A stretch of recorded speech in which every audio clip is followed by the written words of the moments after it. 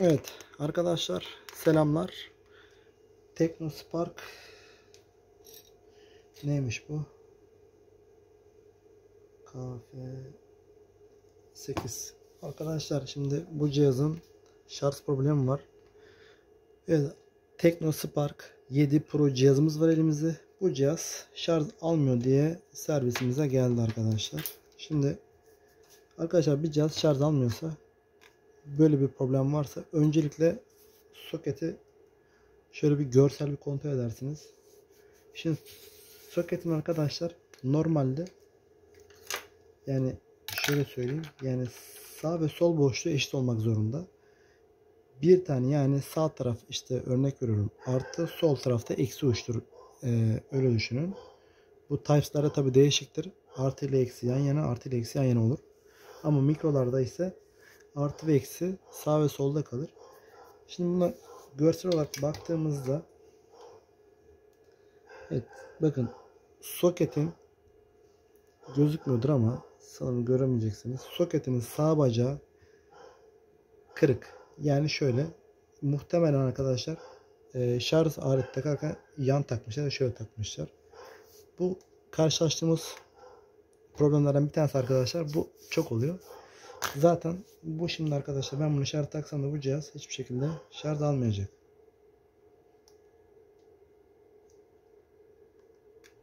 Evet. Maalesef almıyor. Arkadaşlar, şimdi biz bu cihazı içini açalım öncelikle.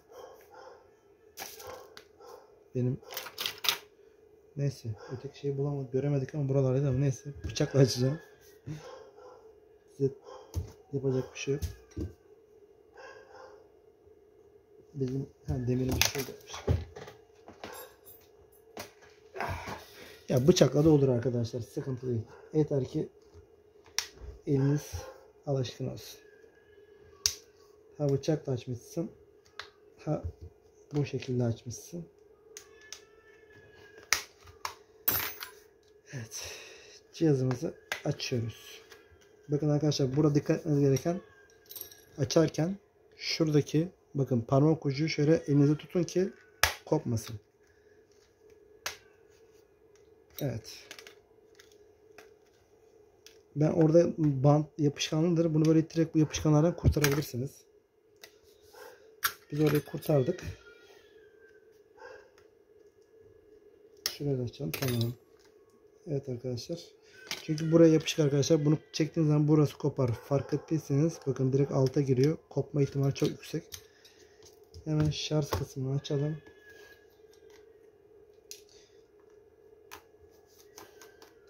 Şuraya bir tane gizli vida koymuşlar. Bakın, şurada bir tane gizli vidamız var. Bandın altında. Orayı da delip açıyoruz. Bunu da kaldıralım. Evet.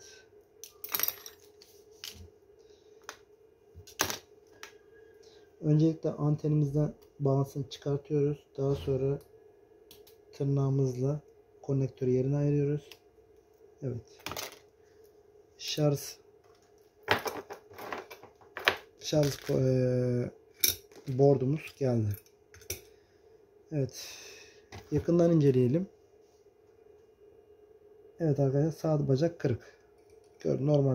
Normal bir şekilde gözüküyor. Sağ bacak kırık. O yüzden çalışmaz. Şimdi arkadaşlar, biz bunu şuradan, bakın, burada engelleyecek bir şey var mı diye kontrol ediyorum. Yok. Bunun mikrofonu nerede?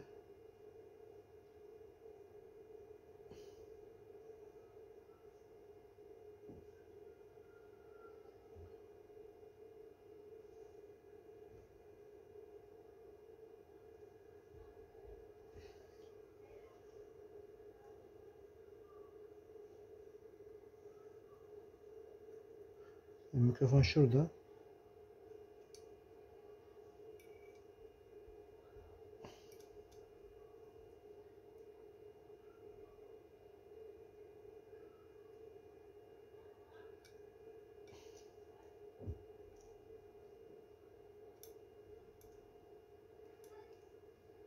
Evet, en güzel şekilde tutturabiliriz.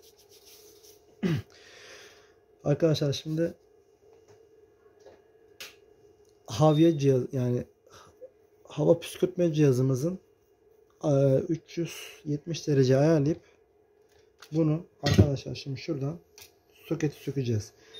Soketin üzerine kesinlikle arkadaşlar soketin üzerine ısıyı vuruyorsunuz. Borda vurmanıza gerek yok. Yani bordu yormaya gerek yok arkadaşlar. Sıcaklık vererek. O yüzden sadece soketimizi ısıtsak yeter arkadaşlar. Sadece soket ısımız ısıtsa bizim işimizi görüyor. Evet, 370 derecelik ısı vererek gördüğünüz gibi çıkarttık.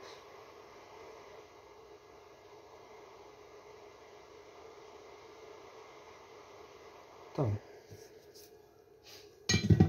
Şimdi buna uygun soketimizi bulalım. Buna Discovery 4G'nin soketi de olur arkadaşlar.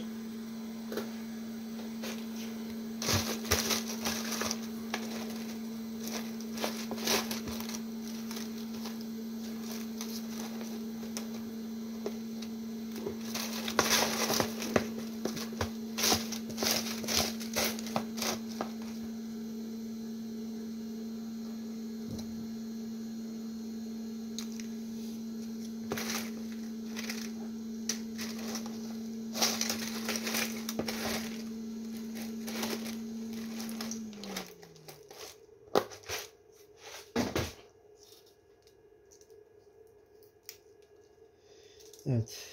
Soketimizi söktük yerinden. Şimdi arkadaşlar bakın. Benim yaptığım yöntemi denerseniz soket değiştirmek arkadaşlar size çok zevkli olacak.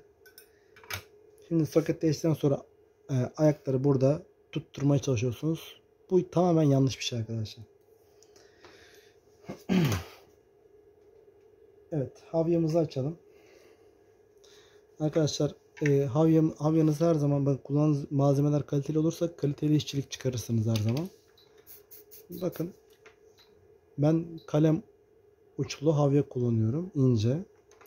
Şimdi sizdekiler tabii ki artık ucu siyahlaşmış falan filan. Yani onlarla da yapabilirsiniz. Yapamazsınız demiyorum ama ince işlerde bunlar şart arkadaşlar. Şimdi bakın ben ne yapacağım. Önce soketi arka ayaklarını şu şekilde hafiften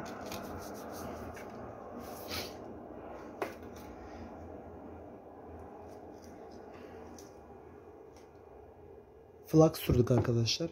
Flak sürdükten sonra bakın arka bacaklarını önceden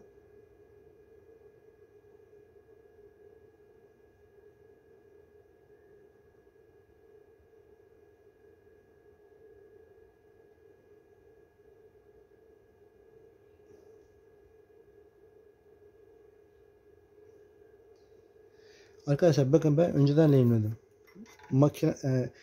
Kart takmadan önce karta bakan yüzler arkadaşlar. Yani üstü değil. Bakın karta oturan kısmının ayak altına, yani kartla birleşecek kısmını ben lehim attım. Şimdi kart üzerindeki lehimleri tazeleyelim.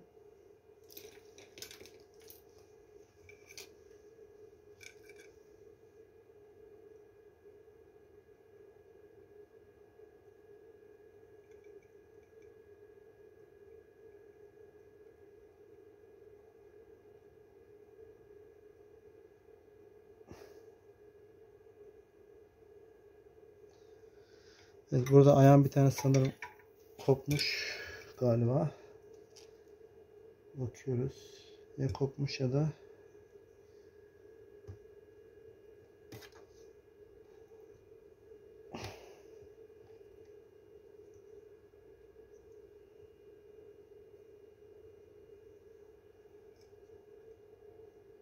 evet.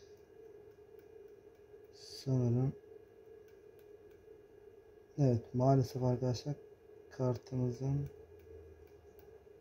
şöyle bir ölçüm yapalım. Eksi uç mu artı uç mu diye bakıyoruz. Arkadaşlar eksi uç mu artı uç mu nasıl bakarsanız şuradaki arkadaşlar e, konnektörün pardon soketin bağlı olduğu bacak arkadaşlar eksi uçtur. Burası artı, şurası gördüğünüz gibi eksi ve orada arkadaşlar aslında var ama biraz şey yapmış, eskimiş. Bakalım canlandırabilecek miyiz? Şöyle biraz flak sürelim. Bir deneyelim. Bakalım kurtarabilecek miyiz?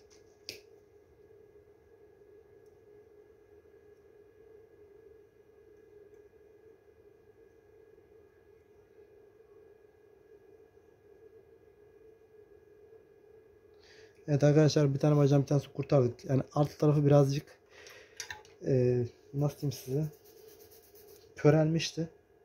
Canlandırdık, uç geldi. Şimdi takma işlemine geçiyoruz.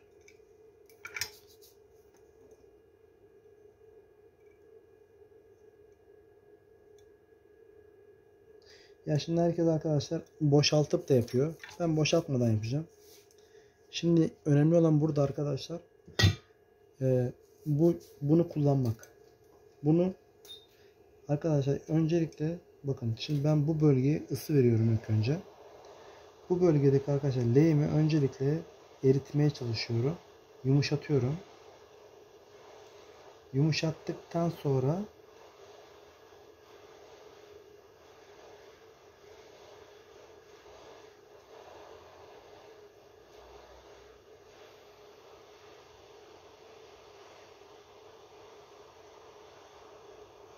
evet.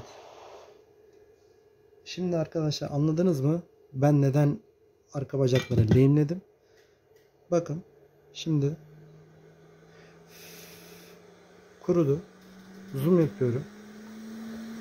Bakın bakalım ne olmuş şimdi. Şimdi arka ayakları gösteriyorum arkadaşlar. Bakın arka ayakların üst tarafı sarı aslında. Sanki lehimlenmemiş gibi. Ama bak, bacakları şimdi sallayacağım.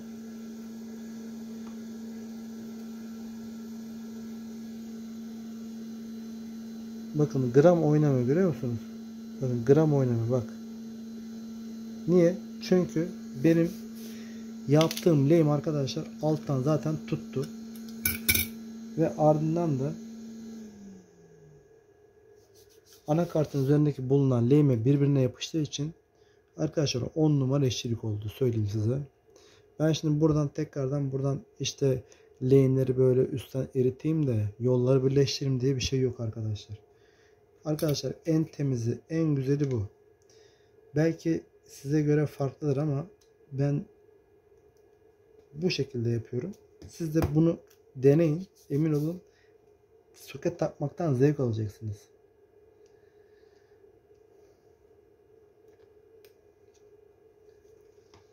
Bu arada arkadaşlar cihazla alakalı ve teknikle alakalı alacağınız parçaların arkadaşlar ben aşağıya link bırakayım. İstediğiniz parçaya da ulaşıp alabilirsiniz. Şimdi denemesini yapalım.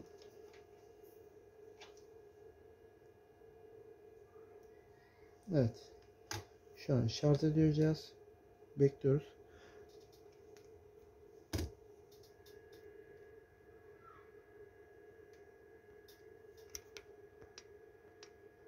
Evet arkadaşlar gördüğünüz gibi cihazımız şarja başladı. Şu an biz arka toplamasını yapalım. Cihaz topladıktan sonra tekrardan size göstereceğim.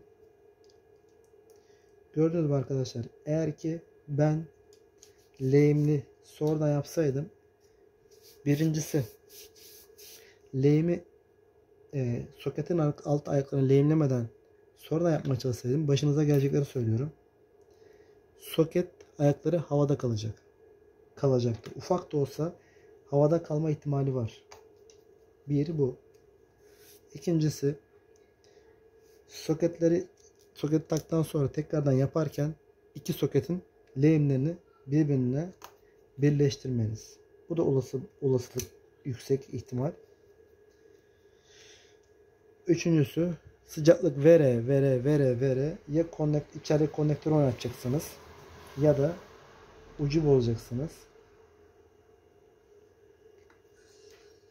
Yani yaptığınız uğraştığınız işi başa dönmek zorunda kalacaksınız. Ben ne yaptım? Önce soketin bacaklarına lehimi vurdum. Anakartla birleşmesini sağladım. Arada çok küçük bir hafiften bir boşluk olmuş olsa bile zaten o lehimler birbirine değdi arkadaşım. Yeterince sabitlendi. Geçmiş olsun. Evet, Spark 7 Pro cihazının soket değişimini yaptık. Batarya değişimi arkadaşlar, bataryasını değiştirdiğiniz zaten bu şekilde değişim yapabilirsiniz. O da kolay.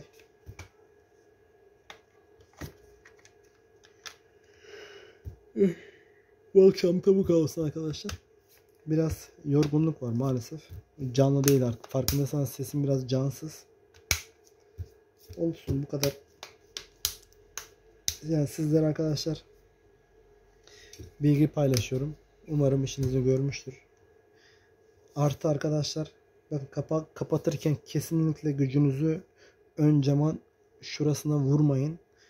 Bakın, üst çıtanın kenara tutup şuradan bastırın. Şu şekilde bastırarak yapın. Yoksa bunun ekranı kırarsınız.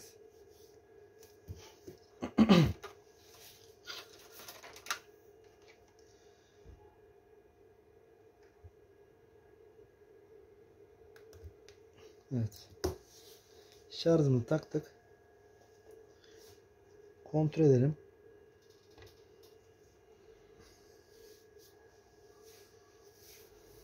Bekliyoruz.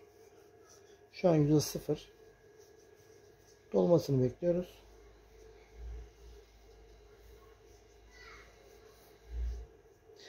Arkadaşlar bütün işlemler bu kadar. Ayrıca size bakın, çektiği akım, ben size ne diyorum arkadaşlar. Ayrıca bakın, şöyle bir teknik bir cihazınız olması sizin için her zaman iyi olacaktır. Abicim ne çekiyor? Bakın 2.0. Biz soket yaptıktan sonra bu testlerimizi yapmadan cihaz bırakmıyoruz. Cihaz 2, yani şöyle söyleyeyim, her cihazda aynı değil ama mesela J4 Plus 1.1'in üstüne çekmez arkadaşlar. Genel anlamda şöyle söyleyebiliriz. Bütün cihazlar arkadaşlar 1'in üzerinde çekmek zorunda. Diğer cihazların çoğu arkadaşlar 1.5 ve üstü. 1.5 ile 2 arası çeker arkadaşlar. Zaten bu da 2 amper çektiğini görüyorsunuz. Bu cihaz hızlı bir şekilde şarj oluyor. Eğer ki 0.6 çekseydi ya da 0.4 çekseydi, 0.6 çekseydi, 0.7 çekseydi, ya soket yollarını siz düzgün yapamadınız ya da başka bir arıza var. Ta bu şeye kadar gider. Şarj entegresine kadar gider. Durum bundan ibaret. Eğer ki arkadaşlar yakın çevremizde oturan varsa kişiler, getirip cihazınızı bize yaptırabilirsiniz. Çok yani uygun fiyata da yaparız arkadaşlar. Getirin yapalım yani. Herkese iyi akşamlar arkadaşlar.